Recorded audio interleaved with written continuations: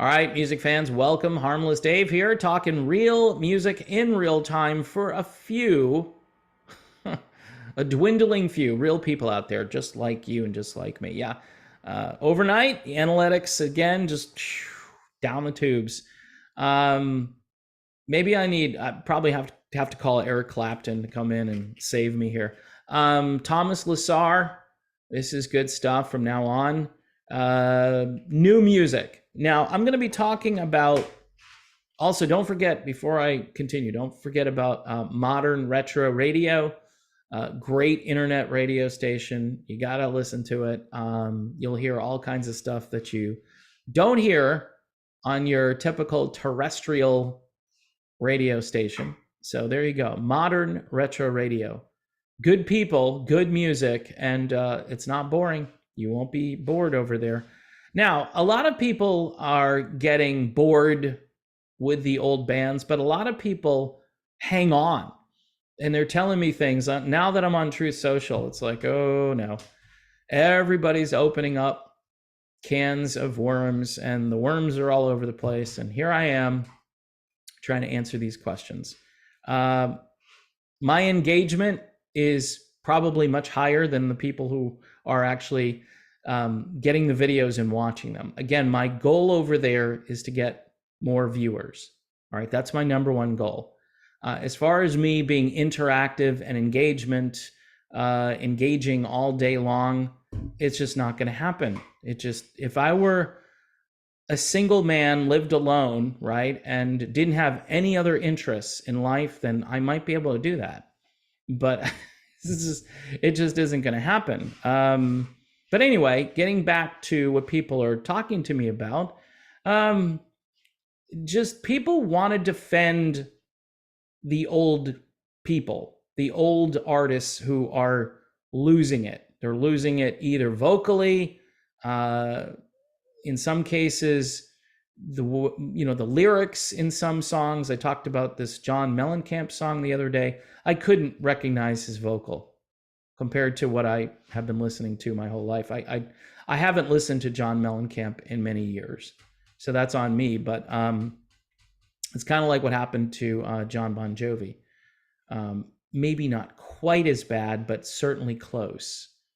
And it's sad. And this is, people keep saying, well, I'd rather go see the original guy. I wouldn't.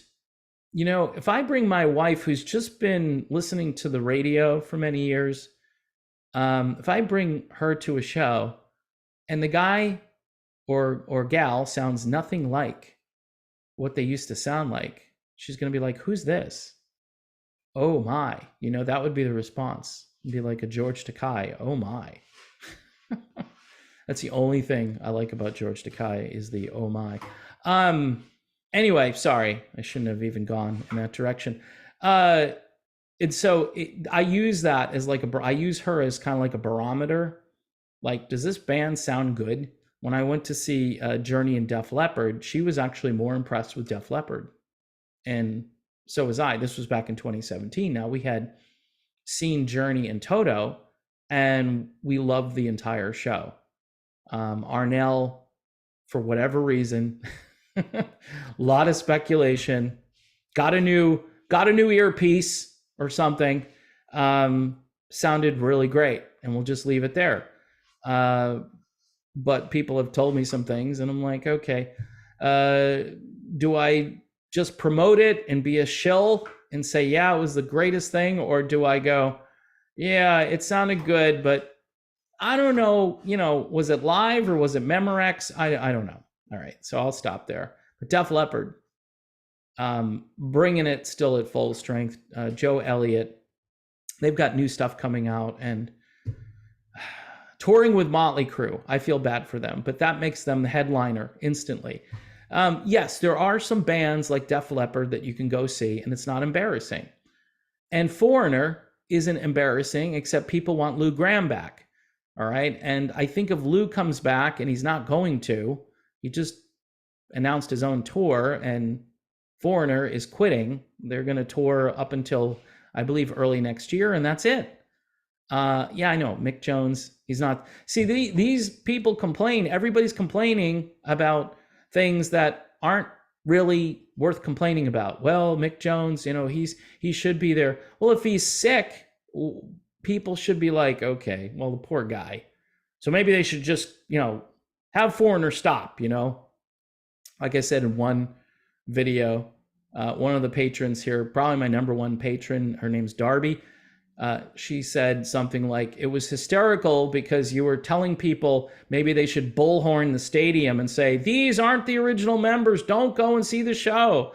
People have already, paid their parking, they got their ticket, they're going inside, they're going to chill out. They probably drove a couple of hours to get there. You need protesters. This isn't the real band. And you can do this with a number of bands, right? I'm not going to mention the band from Australia where there's an American lineup and an Australian lineup, and the Australian lineup are all the original guys, right? But if you slam the American lineup, what happens is people don't go to the show possibly, and that's going to hurt the bottom line of people that need to make a living. All right. And I know, look, it's not like they're doing bait and switch on people. If they're putting on a good show and the people enjoy the concert and they're okay with those band members, what are you going to do? What are you going to do? Again, get out in front and say, these aren't the original guys.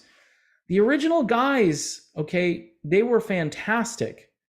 But they're all maybe a little beyond being out there doing, a major 60 city tour or something. So it works. I think you need, these bands that are out there like Foreigner, Little River Band, whoever it is, they need to recognize the past. They need to pay tribute to the past. That might help a little bit. Now, again, these bands can argue, well, we're keeping this music alive.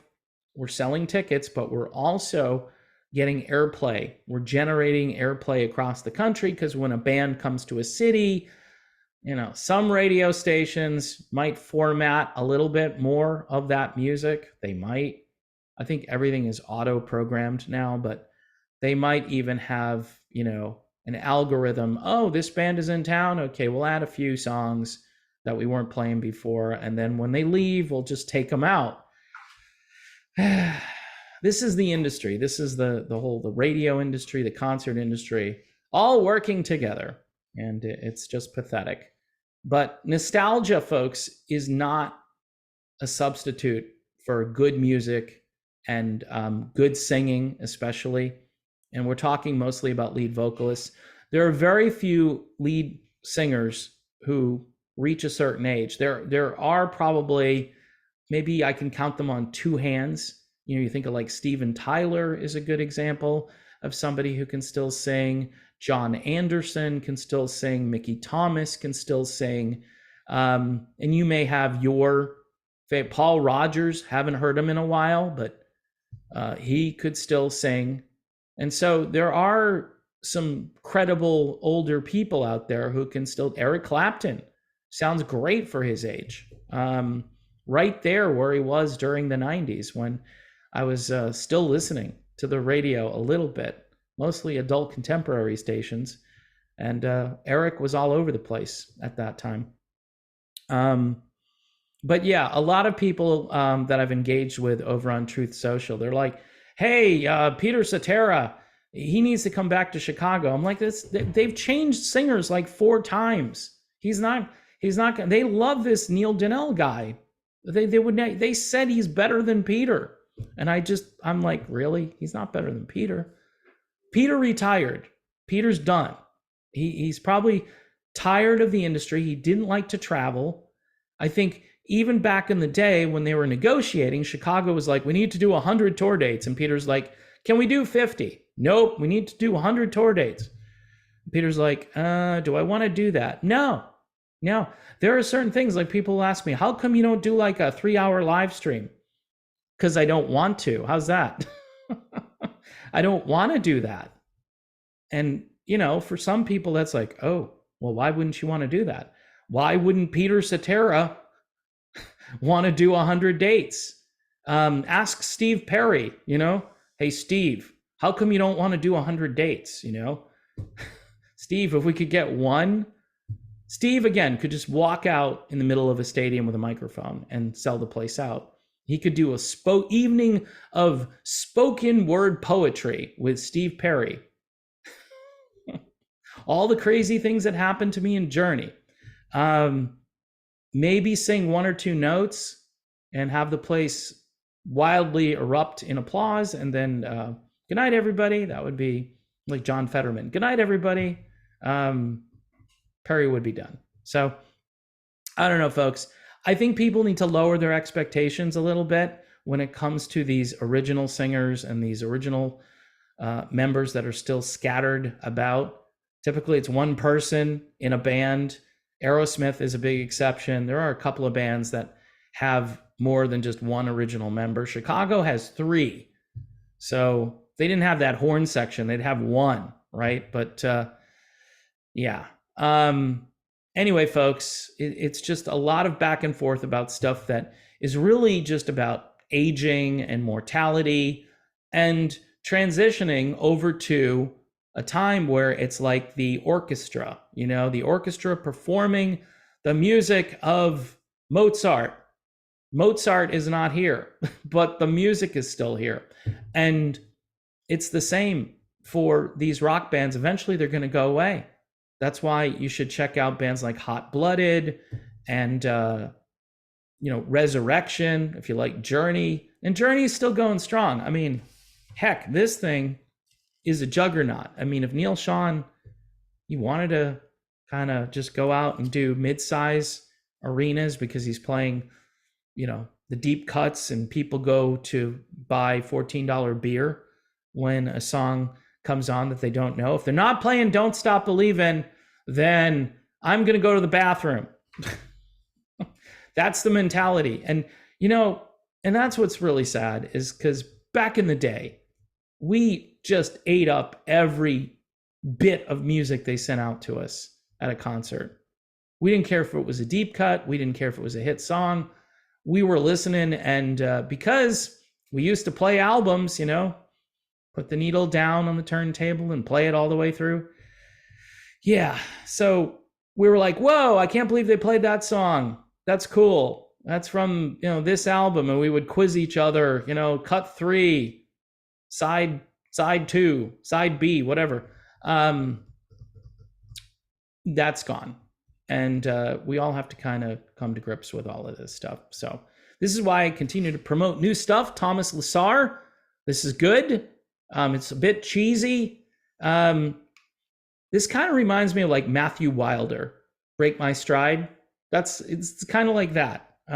It's different in places, but I made that connection because I couldn't think of a cheesier song than Break My Stride. So there you have it. And it's a great song, by the way. It is currently the ringtone on my cell phone, is Break My Stride. Anyway, folks, thanks for watching. The revenue continues to tank, so I need your help. Patreon, YouTube memberships, whatever you can do. There are easy to use links on the banner of the YouTube page. So you click on that, and hopefully it works. And hopefully we can turn this revenue apocalypse around. All right. Thanks again, and I'll talk to you soon.